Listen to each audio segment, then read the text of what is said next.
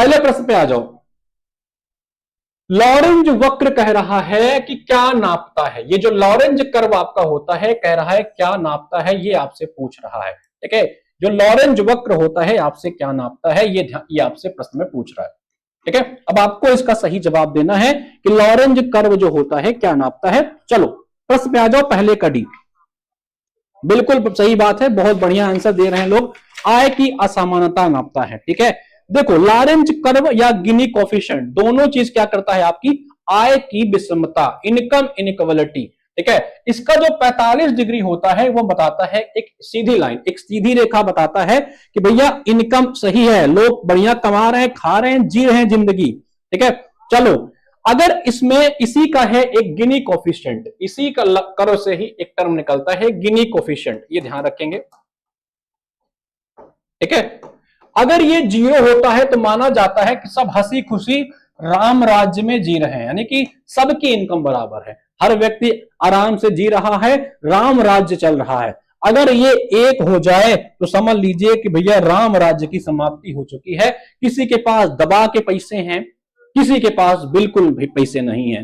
तो इसको याद रखेंगे, लॉरेंज वक्र आपका क्या बताता है, इनइक्वालिटी ऑफ इनकम बताता है, इस बात को ध्यान रखेंगे। चलो बेरोजगारी भारत में कौन बनाता है, बेरोजगारी भारत में NNSSO बताता है, NSSO हर साल भारत में जो है बेरोजगारी का डेटा देता है। अच्छा एक बात और रखना, ये कर्व जो होता है, ये कर्व जो आपका लॉरेंज वक्र देख रहे हो, ये जितना झुकेगा उतना गरीबी दिखाएगा, उतना इनकम की उतनी इनकम की इनइक्वालिटी दिखाएगा। इसीलिए कहते हैं झुक के नहीं रहने का, जीवन में झुक के नहीं रहने का भाई, नहीं तो लॉरेंज वक्र की तरह जो है इन इक्वलिटी में आ जाओगे। चलो अब आपको मुझे एक चीज बताना है, संविधान के किस आर्टिकल में इन इक्वलिटी को समाप्त करने की बात कही गई है, कमेंट करके बताना। ठीक है, संविधान के किस आर्टिकल में इन इक्वलिटी को समाप्त करने की बात कही गई है, ये आपको कमेंट करके लिखना है। सभी भाइयों को, जितने भी भाई बहन बंधु जुड़े हुए हैं, इस बात को यहां पे कमेंट बॉक्स में पिन कर देंगे, सॉरी डाल देंगे, ताकि मुझे आइडिया लग जाए। हाँ आप लोग भी थोड़ी बहुत पढ़ाई कर लेते हो, ठीक है, थोड़ा बहुत आप लोग भी पढ़ने वढ़ने मन लगाते हो, तो संविधान के किस आर्टिकल में है ये कमेंट करके बताइए।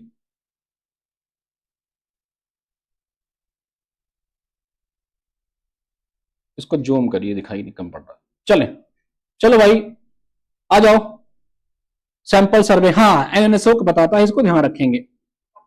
चलो तो बेरोजगारी हो गया, आय की असमानता हो गई, तो इसका जो सही जवाब होगा वो हो जाएगा ऑप्शन नंबर डी। अच्छा एक बात याद है, बेरोजगारी से संबंधित मैंने कई समितियां बताई थी, याद है नहीं, जैसे भगवती समिति, कौन सी कमेटी बताई थी, भगवती कमेटी, याद है नहीं याद है, पिछली कक्षा में गया था, भगवती कमेटी बताई थी। ये बेरोजगारी के डाटा बताता है 1973 में। और कौन, दंतेवाला कमेटी बताया था, दंतेवाला, ठीक है, ये कौन, ये भी बेरोजगारी की संबंधित कमेटी है, कभी परीक्षा में पूछ ले कि भगवती कमेटी किससे संबंधित है, 1973 वाली, तो याद रखेंगे बेरोजगारी। एक थे आपके PN भगवती, नाम याद है PN भगवती का, PN भगवती को माना जाता है भारत में जब PIL आया था ना, उस PIL में इनका बड़ा अहम रोल था, PIL, ठीक है। अब इस PIL को किस कंट्री से अडॉप्ट किया गया है ये आपको बड़े अच्छे से पता है, ठीक है। चलो अच्छा GDC का GS का सिलेबस डिस्कस कर दीजिए, बिल्कुल कर देंगे, एक वीडियो में अलग से उसका सिलेबस को डिस्कस कर देंगे, पहले ये प्रश्न का आप लोग हल करिए, तो पहले का डी सही लगा लीजिएगा। चले भाई अगले प्रश्न पे चलते हैं, आपके सामने ये रहा, कह रहा है कि arrange the following committees from the small scale sector, यानी कि जितने भी कमेटी हैं सब स्मॉल स्केल सेक्टर की कमेटी है, इसको ध्यान रखेंगे। इनकी क्रोनोलॉजिकल ऑर्डर आपको सेलेक्ट करना है, जैसे नरसिम्हन कमेटी, गोईपुरिया कमेटी, नचिकेत मोर समिति, PJ नायक कमेटी, ये सारे कमेटी हैं, और इन कमेटीज को आपको क्या करना है, आर्टिकल 14 कहता है, बहुत बढ़िया जवाब, ठीक है। आर्टिकल 14 कहता है कि क्या लिखे हैं ये, सुनिए हाँ जी बताइए, साइंटिफिक टेम्पर क्या लिख रहे हैं सर, यूपी JDC के फर्स्ट पेपर में बेसिक डिफरेंस क्या रहेगी, अब अप्रोच में क्या चेंज करना होगा। देखो एक मिनट करना सुन लो, यूपी HSC और यूपी JDC, इसके सिलेबस में आपको टीचिंग के topic, teaching aptitude, research aptitude, computer, environment पढ़ना था, ये ध्यान रखेंगे।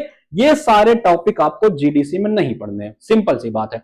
ना तो जीडीसी में आपको टीचिंग, ना रिसर्च, ना आईसीटी, ना इन्वायरमेंट, कुछ नहीं पढ़ना है, इसको ध्यान दीजिएगा, ठीक है। बाकी सारे जीएस में जितना history, geography, polity, economy, science और आपका यूपी स्पेशल, ये सारे पढ़ने हैं। इसमें आपको यूपी वाला टॉपिक नहीं पढ़ना था, यहां आपको यूपी जी के पढ़ना है, इतना सा अंतर है, इसको ध्यान रखिएगा। चलो अब इसको लगाओ, इसको लगाओ, बताएं। नरसिम्हन समिति, गोईपुरिया समिति, नचिकेता मोर समिति, प्लीज, ठीक है यार, प्रश्न को हल करने दो, डिस्टर्ब अभी ना करो, सब अलग से बताएंगे। चलो, तो गोईपुरिया समिति आपकी कब आती है भाई? ये आती है आपके 1990 में। नरसिम्हन कमेटी कब आती है? 1991 में, ठीक है। नचिकेता मोर कमेटी कब आती है आपकी? 2013 में। और पीजे नायक कमेटी कब आती है आपकी? 2014 में। इसको ध्यान रखेंगे सभी लोग, ठीक है। बताओ, अब इसको सही ऑर्डर में लगाओ, क्या हो जाएगा? क्या कोई ऑप्शन इसमें से मिल रहा है, या एक ऑप्शन यहां पे और लिख लेना, none of the above, none of the above, इनमें से कोई नहीं, ठीक है, ये एक ऑप्शन लिख लीजिएगा। बताओ, तो सबसे पहले हम लोग पकड़ेंगे नरसिम्हन, यानी कि ऑप्शन नंबर 1, सबसे पहले गोईपुरिया यानी कि ऑप्शन नंबर 2, उसके बाद नरसिम्हन ऑप्शन नंबर 1, फिर आपका नचिकेता कमेटी ऑप्शन नंबर 3, और देन आपके पीजे नायक कमेटी, यानी कि 2134 किसी में है? नहीं है। ये जब क्वेश्चन आया था, कमीशन ने इस प्रश्न को डिलीट मार दिया था, क्योंकि कोई ऑप्शन नहीं मिल रहा था।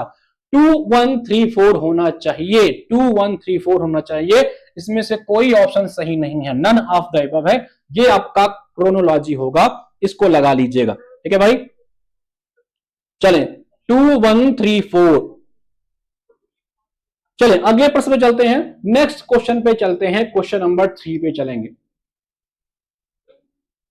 Who among the following socialist activists persuade Gandhi ji not to restrict the salt march protest to men alone? अच्छा, जो गांधी जी ने नमक आंदोलन किया था, ठीक है, सिविल डिसओबिएंट मूवमेंट, सबने अवज्ञा आंदोलन, याद है ये कब हुआ था? कोई मुझे कमेंट करके बताए। इसी मोमेंट में गांधी जी ने नमक सत्याग्रह किया था। कौन सा? नमक आंदोलन किया था।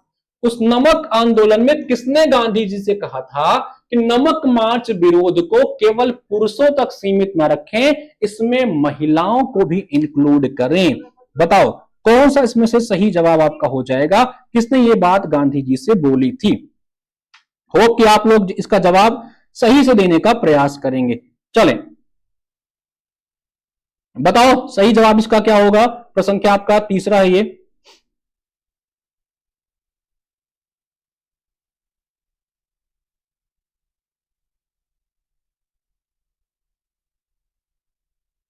तीसरा 1930, बहुत बढ़िया जवाब। सिविल डिसोबिएंट मूवमेंट कब हुआ था भैया? 1930 में हुआ था, इसको ध्यान रखेंगे। 1930 में आपका सिविल डिसोबिएंट मूवमेंट हुआ था, इसको ध्यान रखेंगे। प्रश्न में अच्छे से पढ़ लीजिएगा, कौन पूछ रहा है गांधी से, ठीक है भाई। तो नमक मार्च कब शुरू हुआ था? नमक मार्च आपका शुरू होता है 12 मार्च 1930 को। कहां से शुरू होता है? साबरमती से, साबरमती से शुरू होता है नमक आंदोलन, ठीक है, ये ध्यान रखेंगे। साबरमती से शुरू होता है, गांधी जी इस यात्रा को शुरू करते हैं, ठीक है, पुरुषों के साथ इस यात्रा को शुरू करते हैं। तो एक महिला जी होती हैं, वो कहती हैं भैया गांधी जी केवल पुरुषों से कुछ नहीं हो पाएगा, देश को आजाद कराना है तो उसमें महिलाओं को भी इंक्लूड करिए, ठीक है। बताओ कौन कौन करता है? सरोजिनी नायडू का नाम सुना है? इंडियन नेशनल कांग्रेस की भैया बनती हैं पहली, फर्स्ट वुमेन इंडियन, पहली महिला, भारतीय महिला जो है अध्यक्ष बनती है इंडियन नेशनल कांग्रेस की। किसी को याद होगा किस ईयर में बनती है? बताना, ठीक है। ये यूपी की गवर्नर भी रहती हैं, उत्तर प्रदेश की पहली महिला गवर्नर भी बनती हैं। इनको हम लोग भारत कोकिला भी कहते हैं, भारत कोकिला भी कहते हैं सरोजिनी नायडू को।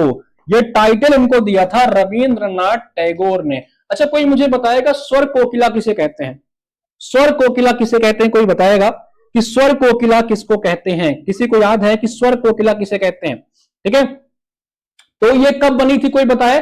पहली महिला भारतीय कांग्रेस के अध्यक्ष होती हैं 1925 में बनती हैं। ये कोई बताए किस जगह पे वो बैठक हुई थी? कमेंट करके लिखे, फटाक से कमेंट करके लिखो भैया, ठीक है। चलो, इनकी एक किताब है गोल्डन थ्रेशोल्ड, याद रखेंगे इनके बारे में, बड़ा इंपॉर्टेंट है ये, ठीक है। इनकी किताब है गोल्डन थ्रेशोल्ड, ये याद रखेंगे, ठीक है, इनकी किताब है। चलो बताओ लता, हाँ, स्वर कोकिला जो है ये लता मंगेशकर जी को कहते हैं। बहुत बढ़िया जवाब, दलबीर जी ने बताया है। स्वर कोकिला लता मंगेशकर हैं, ये ध्यान रखेंगे। ये भारत कोकिला है, नाइटिंगेल ऑफ इंडिया बोलते हैं इनको, और ये टाइटल इनको दिया था रविंद्रनाथ टैगोर जी ने। तीसरे का जो सही जवाब है आपका कि गांधी जी को किसने कहा था कि गांधी जी अकेले आपसे नहीं हो पाएगा, महिलाओं को भी लीजिए, तो वो थी आपकी कमला देवी चट्टोपाध्याय, ये ध्यान रखेंगे। मंतांगनी हजारा का नाम सुना होगा आप सभी ने, ठीक है। ये आपके कहां पे थी, क्विट इंडिया मूवमेंट के समय ये एक्टिव थी, ये ध्यान रखेंगे। कब एक्टिव थी, जब आपका क्विट इंडिया मूवमेंट चल रहा था उस समय ये एक्टिव थी काफी अच्छी तरीके से, ठीक है। भारत छोड़ो आंदोलन के समय ये शहीद हुई थी, बंगाल के रहने वाली थी। चलो सही जवाब इसका हो जाएगा कमला देवी चट्टोपाध्याय। चलें आगे बढ़ें, क्वेश्चन नंबर 3 का ए हो जाएगा। 1911 में किसने भारत में अनिवार्य और मुफ्त प्राथमिक शिक्षा की शुरुआत के लिए इंपीरियल लेजिस्लेटिव काउंसिल में एक विधेयक पेश किया था, बताओ, बढ़िया प्रश्न है, ठीक है। किसने इंपीरियल लेजिस्लेटिव काउंसिल में एक विधेयक पेश किया था, चलो। अच्छा, भारतीय संविधान के किस आर्टिकल में जो है अनिवार्य एवं मुफ्त शिक्षा की बात कही गई है, ये बताओगे कोई, किस आर्टिकल में भारतीय संविधान की बात कही गई है, आपको कमेंट करके बताना है। चले, गोपाल कृष्ण गोखले, इनको जानते हो भैया, ये गांधी जी के माने जाते हैं गुरु, गांधी जी के गुरु थे ये, गोखले साहब गांधी जी के गुरु थे, ये ध्यान रखेंगे। हरकोट बटलर का नाम सुना है, इनके नाम से ही जो कानपुर में एक विश्वविद्यालय है, याद रखेंगे। ये उत्तर प्रदेश के एजुकेशन पे काफी काम किए हैं, यूपी एजुकेशन पे इनका काफी रोल रहा है, ठीक है। यूपी के एजुकेशन में हरकोट बटलर साहब का काफी अनिवार्य जो है काफी काम किया है, इन्हीं के नाम से जो है कानपुर में एक यूनिवर्सिटी बनाई गई है हरकोट बटलर, HBTI के नाम से, कोई कानपुर जाता होगा पता होगा, ठीक है। तिलक के बारे में तो दुनिया जानती है, बाल गंगाधर तिलक भैया एक इंपॉर्टेंट पर्सनालिटी थे। तिलक जी कभी कांग्रेस के अध्यक्ष नहीं बने, इंडियन नेशनल कांग्रेस के अगर पूछे कि कौन कभी अध्यक्ष नहीं बना तो यही तिलक साहब थे। होम रूल आंदोलन, होम रूल जो आपका आंदोलन था, होम रूल मूवमेंट था 1916 में, इस मूवमेंट को इन्होंने बहुत तेजी से प्रचार किया। अच्छा बताओ कि गीता रहस्य किसकी किताब है, कमेंट करके लिखो कि गीता रहस्य जो है ये किसकी किताब है, ये आपको कमेंट करके बताना है। HBTI, हाँ बहुत बढ़िया, HBTI कानपुर में है, चौथे का सी, ठीक है, चौथे का सी कई लोग कह रहे हैं, ठीक है, चौथे का सी। चलो, गीता रहस्य किसने लिखा है आपको बताना है। दादा भाई नौरोजी, आपको पता है कि इन्होंने धन की निकासी का सिद्धांत दिया था, याद है आपको कि भैया गंगा से निकल के जो है धन थेम्स नदी में जा रहा है, लंदन जा रहा है। 1901 में इनकी किताब आई थी, ठीक है, उसमें इन्होंने धन की निकासी का सिद्धांत दिया था कि भारत का पैसा जो है विदेशों में अंग्रेज छाप के ले जा रहे हैं, ये ध्यान रखेंगे। सर्वेंट ऑफ इंडियन सोसाइटी की स्थापना कौन किया था, मुझे कमेंट करके जरूर लिखिएगा। सर्वेंट ऑफ इंडियन सोसाइटी की स्थापना जो है, चलो मैं बता देता हूं, इसकी स्थापना गोखले जी ने किया था, और कब किया था ये बताइए। सर्वेंट ऑफ इंडियन सोसाइटी, ठीक है, इसकी स्थापना गोखले जी ने कब किया था, ये कमेंट करके लिखिए आप लोग। चलें, तो इसका जो सही जवाब होगा क्या हो जाएगा, अब तक किसी ने आंसर दिया सर, तिलक बाल गंगाधर, ड्रेन ऑफ वेल्थ, हाँ जी, ड्रेन ऑफ वेल्थ का जो कॉन्सेप्ट था उसको दिया था इन्होंने आपके। बताओ, दादा भाई नौरोजी ने भैया पर कैपिटल इनकम निकालने का भी प्रयास किया था और बताया था कि भारतीयों की पर कैपिटल इनकम 20 रुपया है, ठीक है, तो बहुत पहले इन्होंने काफी प्रयास किया है तिलक साहब ने। चले, चौथे का जो सही जवाब है वो है आपका डी, गोखले साहब ने इसको किया था, ठीक है। इंपीरियल में 1911 में इन्होंने रखा था और कहा था कि एक अनिवार्य जो है भारतीयों के लिए मुफ्त शिक्षा रखी जाए। चौथे का डी लगा लेंगे सभी लोग, ठीक है। चले, ये जितनी एक्स्ट्रा बातें थी इन बातों को याद कर लीजिएगा, 1911 में किसने रखा, ठीक है, डी। चलो, अच्छा, तिलक साहब ने आपको याद होगा कि बाल गंगाधर तिलक साहब ने एक जो है गणेश उत्सव भी चलाया था 1893 में, और शिवाजी उत्सव भी चलाया था 1896 में, तो ये भी याद रखेंगे, ठीक है। ये हरकोट बटलर के बारे में मैंने कहा कि इनके बारे में कानपुर में एक यूनिवर्सिटी है, लखनऊ जो विश्वविद्यालय है, लखनऊ यूनिवर्सिटी है 1921 में जो बनता है, उस यूनिवर्सिटी के बनाने में भी हरकोट बटलर साहब का काफी योगदान था, ठीक है, तो ये बातें याद रखेंगे। इसका जो सही जवाब था वो हो जाएगा डी।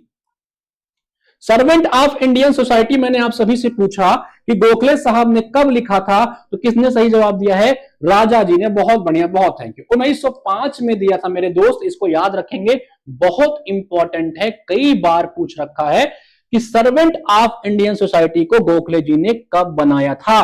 और क्या, बनारस का जो सेशन हुआ था 1905 वाला, उस सेशन की इन्होंने अध्यक्षता भी की थी। इनको मैंने बताया कि महात्मा गांधी के पॉलिटिकल गुरु भी थे, ये ध्यान रखेंगे गोखले साहब के बारे में। इन्होंने गांधी जी से कहा था पूरा देश घूमो आराम से, ज्यादा बोलना ओलना नहीं, अभी ये अंग्रेज हैं, ये निपटा देते हैं, ज्यादा बोलने का नहीं। तो गांधी जी ने पूरा देश घूमा था। चलो, वेदांत दर्शन के बारे में निम्नलिखित कथनों पे विचार कीजिए।